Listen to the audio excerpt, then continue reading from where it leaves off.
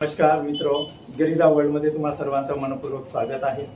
तर तुम्ही जर या चॅनलवर नवीन असाल तर नक्कीच या चॅनलला सबस्क्राईब करा आणि जे महाराष्ट्रातील अभियोग्यताधारक आहेत त्यांच्यापर्यंत सुद्धा हा व्हिडिओ पोहोचवा, शेअर करा, लाईक करा, जेणेकरून महाराष्ट्रातील सर्व अभियोग्यताधारकापर्यंत हा व्हिडिओ पोहोचेल आणि जास्तीत जास्त लोकांना शिक्षक भरतीचं अपडेट मिळेल। तर मित्रो, आज जवळजवळ 2 वर्ष होऊन चाललेले आहेत जेव्हा शिक्षक भरतीची पहिली नोटिफिकेशन आली का शिक्षक भरती होणार बा, तेव्हाचा जर विचार केला तर 2 वर्ष झाले आणि परीक्षेचा जर विचार केला तर 14 महिने कंप्लीट झालेले आहेत। तर मित्रो, तर शिक्षक भरती लांबच लांब काम चालू आहे। तर याचं एक उदाहरण म्हणजे बघा, एक ताई आहे, त्या ताईला पहिल्या वर्गातला बाळ आहे।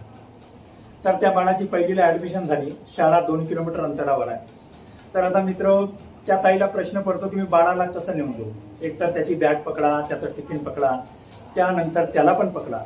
तर ताईला ते शक्य नाही। तर ताई विचार करते का बाळाला पहिलं न्यायचं आणि मी टिफिन आणि आपली बॅग घेतो। मग ती ताई टिफिन आणि बॅग घेते आणि बाळाला सोबत घेऊन चालते। बाळ 100-200 मीटरवर गेल्यानंतर आपल्या आईला विचारतो, आई शाळा किती दूर आहे? आई सांगतो, बाबा थोडा दूर चाल, 2-4 पाऊल चाल, शाळा घेईल। मग पुन्हा बाळ 500 मीटर 600 मीटरवर गेल्यानंतर आईला विचारतो, आई अजूनही शाळा आली नाही, शाळा किती लांब आहे? त्यावर आई म्हणतो की बाळा थोडा दूर चाल, शाळा आलीच। तर पुन्हा बाळ चालतोय, त्यानंतर 1.5 किलोमीटरचं अंतर येतो, त्यावेळेस सुद्धा बाळ आईला विचारतो, आई शाळा किती दूर आहे? त्यावर आई उत्तर देते, बाबा 2-4 पावलं चाल, 2-4 पावलानंतर शाळा आहे। म्हणजे आई त्या बाळाला सहानुभूती देत देत शाळेपर्यंत पोहोचवली। त्याचप्रमाणे ते परीक्षा परिषद असो की त्याप्रमाणे मंत्रालय पाठपुरावा असो, आपण जेव्हा पाठपुरावा करायला जातो त्यावेळेस सुद्धा आपल्याला असेच उत्तर भेटतात की आपला कुठेतरी समाधान व्हावं आणि आपण घरी जावं। बुलेटिन आज येते उद्या येते म्हणून सांगायचं आणि प्रत्येक अभियोग्यताधारक गेलेल्या अभियोग्यताधारकांना वेगवेगळं उत्तर द्यायचं, म्हणजे आज येते बा काम चालू आहे, अपडेट आहे असं सांगून ही शिक्षक भरती लांबवल्या जातात। मित्रो, शिक्षक भरती लांबल्यावर शासनाचा फायदा काय हे मी मागच्या व्हिडिओमध्ये सांगितलं, पण मी आज पुन्हा सांगतो। जवळजवळ 20,000 अभियोग्यताधारक जर लागले तर 20,000 अभियोग्यताधारकांचा एका महिन्याचा पगार होतो 32 करोड। आता मित्रो, हे भरती जर 6 महिने जर लांबवली तर 192 करोड रुपये शासनाचे वाचणार। आता म्हणणार की कट ऑफ डेट तेच पकडली, चला ते कट ऑफ डेट पकडली, पण आपल्याला जॉईनिंग डेट ते थोडी आहे। आपण जेव्हा लागणार त्यावेळची आपल्याला तेव्हापासूनच आपली सेवा पकडल्या जाणार आहे। तर आपण आता शिक्षक भरतीत काय गोंधळ चालू आहे याच्यावर 5-10 मिनिटं चर्चा करणार आहोत। तर पुन्हा एकदा सांगतो की तुम्ही टेलिग्राम चॅनल आहे गिरिजा वर्ल्ड, तो सुद्धा जॉईन करा, कारण की त्याच्यावर मी येणारे व्हिडिओ मी नक्की त्या टेलिग्राम चॅनलवर शेअर करणार आहे। तर मित्र, शिक्षक भरती जर पाहिलं तर सर्वप्रथम सगळ्यात मोठी उणीव रोड मॅप नाही। शिक्षक भरतीचा अजिबात रोड मॅप नाही। पेपर होतोय, निकाल कधी येणार माहित नाही, त्याच्यानंतर निकाल लागल्यानंतर सेल्फ सर्टिफाय कधी करायचं आहे तेही माहित नाही, प्रेफरन्स कधी द्यायचे तेही माहित नाही, म्हणजे एकंदरीत शिक्षक भरतीचा काही एक माहित नाही। त्यामुळे युट्यूबवर मग कोणतरी सांगतो गुड न्यूज, मग सगळे लोक त्याच्या मागे लागतात, अरे गुड न्यूज आहे काहीतरी पाहायचं। मग त्या लाईव्हवर 1 तासाचा व्हिडिओ बनवला जातो, तब्बल 1 तासाचा, आणि पहिल्या 10 मिनिटांमध्ये स्वतःच्या बॅचचा प्रमोशन होतोय आणि शेवटच्या 10 मिनिटांमध्ये बॅचचा प्रमोशन होतो, आणि 1 मिनिटाची गोष्ट 1 तास करून सांगितल्या जाते। आणि दुसरी गोष्ट, संपूर्ण व्हिडिओ पाहून झाल्यानंतरही मुलांना जर विचारला की नेमकं त्या व्हिडिओमध्ये काय होतं, तर महाराष्ट्रातील बऱ्याच अभियोग्यताधारकांना त्या व्हिडिओमध्ये काय होतं ते सुद्धा कळत नाही। म्हणजे थंबनेल काय आणि व्हिडिओ काय, 1-1 तासाचे व्हिडिओ चालले। मग मित्र हो, जर या भरतीचा रोडमॅप जर असता, उदाहरणार्थ तलाठी भरती झाल्यानंतर कोणतरी पाहतो का काय आहे बा, तलाठी भरतीचा निकाल कधी लागतो, तलाठी भरतीमध्ये क्वालिफिकेशन काय, का अमका आहे टमका आहे, कोणी पाहत नाही। पाहतो का? आज गावला जायला शरम लागत आहे। जवळजवळ 1 महिना झाला मी गावाकडे सुद्धा गेलो नाही, कारण मी तुमच्यासारखा एक अभियोग्यताधारक आहो। माझ्या मागेून आलेले लेकरं, लहानले लेकरं पोलीस भरती दिले, पोलीस भरती त्यांच्या आमच्या पेपरच्या नंतर जाहिरात आली, पोलीस भरती दिली, पोलीस भरतीमध्ये लागले पण ते, आणि सुद्धा आता ट्रेनिंगवर सुद्धा आहेत। म्हणजे किती मोठी शोकांतिका आहे शिक्षक भरतीमध्ये। आणि तसंच तर सगळ्या या राष्ट्राला घडवणारा काम शिक्षक करतो, आणि शिक्षक भरतीमध्ये तितक्या उणिवा आहेत, मग ते आपण का बरं दूर करत नाही? तर वास्तविक पाहता रोडमॅप नाही, कधी काय होईल म्हणजे आपल्याला माहीतच नाही आहे, म्हणून युट्यूबवर एवढ्या पद्धतीने नाही बा हा पाठपुरावा केलं, ते पाठपुरावा केलं, असं झालं तसं झालं, हे फक्त युट्यूबवर अवलंबून राहतो आपण, कारण की या शिक्षक भरतीमध्ये बिलकुलच रोडमॅप नाही। तर तो रोडमॅप कुठेतरी यायला पाहिजे आणि ठराविक कालावधीमध्ये शिक्षक भरती पूर्ण व्हायला पाहिजे, अशी माझी या व्हिडिओद्वारे शासनाला कळकळीची विनंती आहे. त्याप्रमाणे आपण जर दुसरा जर पाहिला मेरिट यादी, मित्र त्या यादीमध्ये काहीही एक कळत नाही. मेरिट यादी जर बघितली तर त्या यादीमध्ये कोणत्या म्हणजे जसं उदाहरणार्थ तो कोणत्या वर्गासाठी पात्र आहे ते माहीतच नाही. म्हणजे त्याला कोणतं आरक्षण आहे का बा, समांतर आरक्षण लागू आहे, तो खेळाडू आहे. तर याच्यासाठी शासनाने वेगवेगळ्या याद्या बनवायला पाहिजे क्वालिफिकेशन नुसार. त्यांच्याकडे डेटा नाही आहे का? त्यांच्याकडे डेटा आहे. आपण जे माहिती भरली ती माहितीच्या आधारावर ते काय म्हणतात त्याप्रमाणे याद्या बनवू शकतात.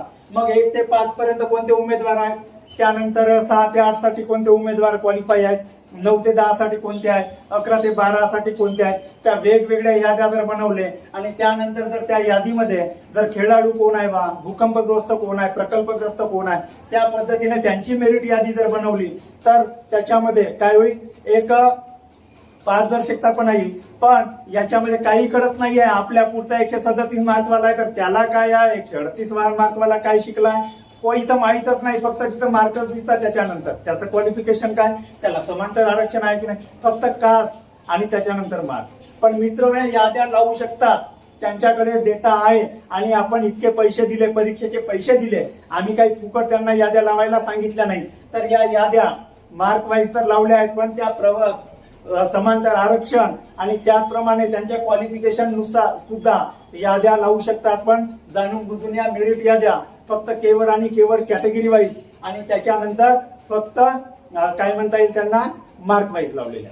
त्याच्यानंतर जर पाहिला तर मेरिट लिस्ट मध्ये आपण परिवर्तन करू शकतो. शासनाने बदल करायला पाहिजे. समांतर आरक्षण जे आहे त्याचं नाव तिकडे ठेवा, जनरल मध्ये ठेवा. एक जर विद्यार्थी असेल जो 1 ते 12 साठी पात्र आहे तर त्याला 140 मार्क आहे तर त्याला 105 मध्ये 140 मार्कामध्ये ठेवा. त्याला 6 ते 8च्या 140च्या लिस्ट मध्ये 140 ची जे रँक असेल तिथे ठेवा. त्याच्यानंतर 9 ते 10 मध्ये त्याची जी रँक असेल तिथं ठेवा. 11 ते 12 साठी जी त्याची रँक असेल तिथं ठेवा. जेणेकरून त्याला तर समजला पाहिजे का मी कुठं आहो. मला सांगा, निकाल लागल्यानंतर तलाठी भरतीमध्ये कोणी विचारतो का तुम्हाला मग माझी रँक एवढी आहे, मी लागीन का, माझं होईल का म्हणून? ते विचारत नाही. का बरं विचारत नाही? कारण तिथं पारदर्शकता असते. पण या मेरिट यादीमध्ये काही एक कळत नाही. बरोबर आहे. आणि त्यानंतर मग आपण पाहू पात्रताचे निकष. शिक्षक भरती पात्रता निकष प्रत्येक युनिव्हर्सिटीमध्ये वेगवेगळे विषय आहेत. ते वेगवेगळे विषय असल्यामुळे ते कोणत्या विषयासाठी पात्र आहेत याच्यावर समुपदेशन होणे गरजेचं आहे. कारण शासन यावर काय करायला पाहिजे, कोणती तरी बुलेटिन काढायला पाहिजे.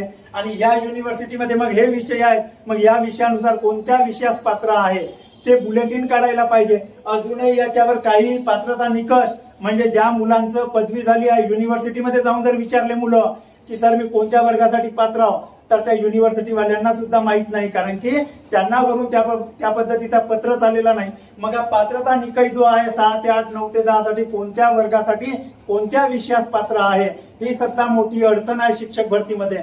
त्याच्यावर सुद्धा तोडगा निघायला पाहिजे. प्रत्येक युनिव्हर्सिटीला पत्र देऊ शकता, महाराष्ट्र शासन देऊ शकत नाही का? प्रत्येक युनिव्हर्सिटीला प्रत्येक ईओ ऑफिसला पत्र देऊन का नाही पात्रता निकष असे आहेत, या पद्धतीने पात्रता आहे त्या विद्यार्थ्यांना पहिले सांगा. मग विद्यार्थ्यांना सांगणे कोणाचं काम आहे? अभियोग्यता धारकांना सांगणे काम कोणाचं? मग त्या पद्धतीनं या अभियोग्यता धारकांना जागृत करणे हे शासनाचंच काम आहे ना. मग शासनाने अशा पद्धतीने पत्र व्यवहार करून पत्र काढून पात्रता निकष ठरवायला पाहिजे. तर अजूनही बऱ्याच मुलांचा फोन येतो, सर मी कोणत्या वर्गात कोणत्या विषयासाठी पात्र आहो. जेणेकरून याच्यामध्ये पात्रता निकष मध्ये खूप अडचणी आहेत. तर ते सुद्धा शासनाने स्पष्टपणे ज्या ज्या युनिव्हर्सिटी आहेत त्या युनिव्हर्सिटीमध्ये जे जे विषय असतील त्या विषयाने पात्रता निकष ठरवून द्यायला पाहिजे. त्याप्रमाणे बुलेटिनचा बिलकुल अभाव आहे. इथं GR वर GR येत आहे. ज्या पद्धतीनं ही भरती चालू आहे असं वाटतोय का बुलेटिन कमी आणि GR जास्त आहे. प्रत्येक 8-10 दिवसाला काही ना काही नवीन GR येत आहे. हे ऍड करा, ते ऍड करा, अशी हा असा आहे बा. नेमकं सेवा जोडचं झालं, त्याच्यानंतर बीएडचं झालं, त्याच्यानंतर काय म्हणतात त्याला सेवा संरक्षणचं झालं, आता सेमी इंग्लिशवाल्यांचा आला. म्हणजे बुलेटिन कमी. बुलेटिन नसल्यामुळे युट्यूबवर कोण काय सांगत आहो, निव्वळ युट्यूबच्या भरोशावर इतक्या जागा आल्या आणि तितक्या जागा आल्या हे चालू आहे. जर तीच अधिकृत शासनाने बुलेटिन जर काढली तर मुलाला YouTube वरून माहिती मिळवायची का इतक्या जागा आहे का तितक्या जागा आहे? मला सांगा, शासन जर प्रत्येक 8 दिवसाला बुलेटिन काढून इतक्या जागा अपलोड झाल्या आहेत, इतक्या म्हणजे ते काढू शकत नाही का? त्यांच्याकडे डेटा नाही का? त्यांना डेटा काढायला 2 मिनिट लागतोय. त्या 2 मिनिटांमध्ये डेटा काढून एक बुलेटिन जर बनवली का प्राथमिकच्या विनामुलाखतीच्या इतक्या जागा अपलोड झाल्या, माध्यमिकच्या इतक्या झाल्या, मुलाखतीच्या इतक्या झाल्या, याच्यावर बुलेटिन काढू शकतोय. पण शासन बुलेटिन काढत नाही. का काढत नाही? कारण की काढायला तर पाहिजे, की बुलेटिनचा अभाव आहे, बुलेटिन काढतच नाही. म्हणजे एकंदरीत जागा किती आल्या, जागा किती अपलोड झाल्या हे कोणासही ठाऊक नाही. बुलेटिन काढायला पाहिजे. शासनाला माझी नम्र विनंती आहे की प्रत्येक 10 दिवसाला बुलेटिन यायला पाहिजे. काही मुलं तर शिक्षक भरती विसरून गेलेले आहेत. मित्र, काही अभियोग्यता धारकांचा फोन येतो, सर मी बीएड ला ऍडमिशन करू का? ऍडमिशन केली तर तिकडेचे पैसे जातील. अहो, गोर गरीब अभियोग्यता धारक आहेत, मग ते बीएड चे ऍडमिशन नाही जर केले आणि इकडे जर शिक्षक भरतीत जर लागले नाही, हुकले ते, तर काय करणार? मग एक तर बीएड ची ऍडमिशन गेली आणि एक तर शिक्षक भरती गेली. म्हणजे शासनाने याच्यावर तोडगा काढायला पाहिजे आणि बुलेटिन द्यायला पाहिजे. बुलेटिन अधिकृत जोपर्यंत येत नाही तोपर्यंत नेमक्या जागा काय आहे, शिक्षक भरती कुठपर्यंत आली, शिक्षक भरती प्रोसेस काय आहे, ही गोष्ट फक्त बुलेटिनच्या माध्यमातून माहित होते. तर मग शासनाने बुलेटिन लवकरात लवकर जाहीर करायला पाहिजे. कमी कमी 10 दिवस नाही पण 15 दिवसामध्ये एक तरी बुलेटिन असं प्रसिद्ध करायला पाहिजे, जेणेकरून अभियोग्यता धारकांना समजलं असतं का शिक्षक भरती योग्य काय पथावर आहे. पण तसं होत नाही. कारण की मग त्यानंतर मग युट्यूबमध्ये थंबनेल लावले जाते, बा मग इतक्या जागा आहेत, इतक्या जागा आहे, मग असं आहे तसं आहे, आणि ते थंबनेल वेगळं आणि त्यानंतर माहिती वेगळी. मित्र हो, शिक्षक भरतीमध्ये काही मुलांतर मी खरंच सांगतो ना मित्र, काही मुलं इतके गरीब आहेत, त्यांचे फोन येतात, सर म्हणतात काय करावं, वडील विचारते, कुटुंब विचारते, बाजूचे आजूबाजूचे लोक विचारतात, नातलग विचारतात, विचारणार तर आहेतच ना. तुमच्या मागचे पोरं पोलीस भरतीला लागून गेले, तुमच्या मागचे पोरं तलाठी भरतीला जर लागत असतील, त्यानंतर ते आपल्या जनकोमध्ये लागले, तर ते लागत असतात तितक्या लवकर त्यांची भरती होऊ शकते, तर आपली शिक्षक भरती का होऊ शकत नाही? करण्यासाठी आहेत ना, त्याच्यावरही उपाय आहेत. तुम्ही संच मान्यता वगैरे वगैरे करत बसा, पण शिक्षक भरती इतक्या घाईनं पेपर घेण्यापेक्षा जर यावर्षी पेपर जर झाला असता तर अभियोग्यता धारक इतके उदास नसते. पण आज जवळजवळ 2 वर्ष झाले. अहो, एमपीएससीच्या परीक्षा तरी लवकर लवकर होतात हो, त्यानंतर युपीएससीच्या परीक्षा लवकर लवकर होतात. जो अभियोग्यता धारक 2017 मध्ये एका मार्काने राहिला असेल, 2022 मध्ये एका वर्षाने राहिला असेल, आज त्याला तब्बल 10 वर्ष झाले हो. विचार करा, तिसऱ्या टर्मसाठी 10 वर्ष म्हणजे किती मोठा कालखंड आहे. 10 वर्षाचा कालखंड, आणि तो झेलत आहे समाजाच्या टीका टिप्पण्या होतात. इतके वर्ष अभ्यास करत आहे का, 2 वर्ष झाले पेपर दिला, याला मार्कच नसतील, लिस्ट लागली असेल, असंही काही समाजामध्ये चालू असेल का नाही, बाई लिस्ट लागली असेल, याचं नाव नसेल पुन्हा सांगत आहे यादी लागली. खरोखर पाहिलं तर खूपच अडचणी आहे शिक्षक भरतीमध्ये. याच्यामध्ये सुधारणा व्हायला पाहिजे. एक तर रोड मॅप द्यायला पाहिजे, मेरिट यादी 1 ते 5, 6 ते 8 प्रमाणे पूर्ण ज्या ज्या वर्गात पात्र आहे त्या वर्गामध्ये त्या अभियोग्यता धारकाचं नाव असला तरी चालेल, पण त्या पद्धतीने मेरिट यादी लागायला पाहिजे.